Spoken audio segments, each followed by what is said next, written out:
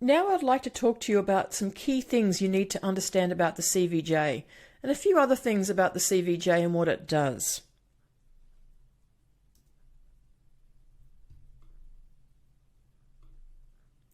So first off, the CVJ, as I mentioned before, imitates the process of establishing an intimate relationship. I don't think I need to go through that much further. I think I've probably covered that quite well for you. But this one I really want to remind you of. The customer value journey must always add value at each stage, and it must also increase the trust. When you add value, you innately increase the trust that you create with somebody. So that's really important to do. So think about how you can add value at each and every stage of the customer value journey so that you are constantly increasing the trust factor.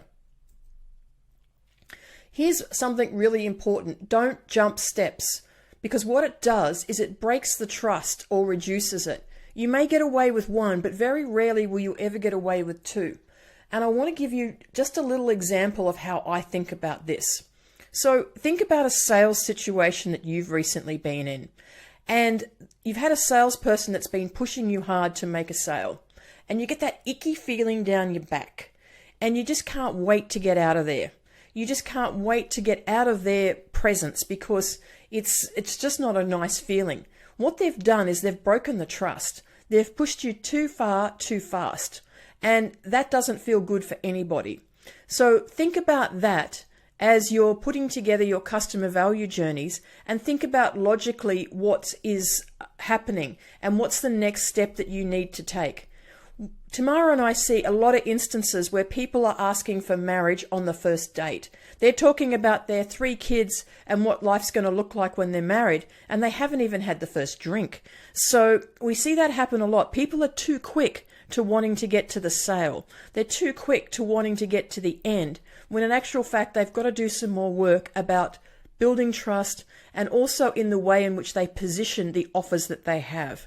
And if you have any questions about your offer, then please reach out, because it's really important that these offers are congruent in what our sales process and our customer value journey is going to be, so that people feel very relaxed and it seems to be the logical next step that they want to take. So what else does this customer value journey do, or the CVJ? You're really going to get sick of me talking about CVJs over the next months and modules, because it really forms the basis of everything, and I bang on about them a lot because they are so important.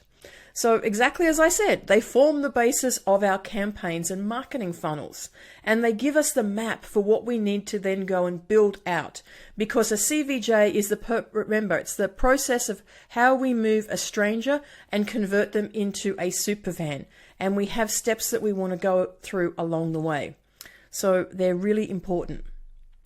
And they can also be broken into key stages for the purpose of analysis and metrics. And I'm going to go through a little bit of that in just a moment. But first of all, I want to introduce you to a couple of customer value journeys that we've done and run you through those. This is a product example, and we absolutely love this product. Let me just explain what this product is. So Scanties is it's an underwear for ladies. They're kind of like, think of it, bike pants and shapewear. They're like shapewear, but they don't have the really clinging, firm control support. They're a highly comfortable article that you can wear comfortably under your dress, under other clothes, so that if you get the fly-ups or it's a hot day, you don't get any chafing. So they're absolutely fabulous and selling like hotcakes, which is great.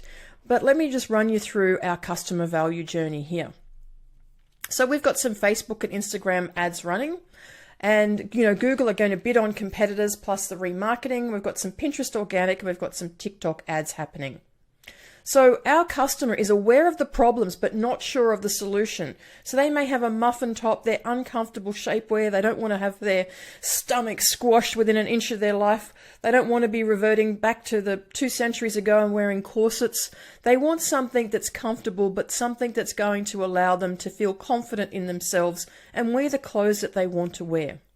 So scanties as the solution and the benefits. So we're showing the after state. We're showing the clothes that are sitting really nicely. We're showing women that have got a confident look on their face. We've got little, fly ups of skirts, and you're seeing the cute little scanties underneath. So what we've done here on the subscription stage is we've got a product called getemails.com. This is a way that if you're in America, and we'll go through this a lot more in detail in another module, but you can legally get the addresses of all the people that are attending your site, even if they didn't take the step. So what we're doing here is it almost gives you 2 bites of the cherry, so to speak, with your traffic that you're generating and sending to your site. So we've got an opt-in for 15% off. So they opt in, provide their details, and they're going to get 15% off a purchase. We've also got a King Sumo competition running, and we've got influencers with offers. All of these are ways that we're driving people here to get them to subscribe. So our convert, we've got email benefits, one-time offer, and range. We've got some remarketing happening here this is at the first purchase because it's a small value purchase. 1 pair of scanties, bundles to increase the cart size and get free shipping. So they're the sorts of things that we're putting there at that first convert stage. So then we've got an SMS video message from the founder thanking them for their purchase. In email we've got a founder story and we've got a give back. So we've got a sequence of emails running talking about those sorts of things. But this SMS personal video from the founder, that's very unexpected.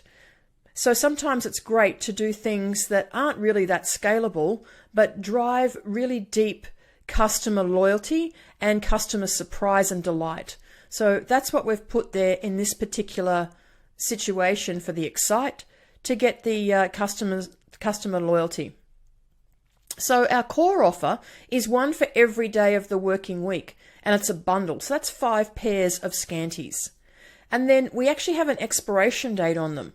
So we want to educate them on the hygiene tracker and send a reminder of when to replace. So we've created this thing called the hygiene tracker.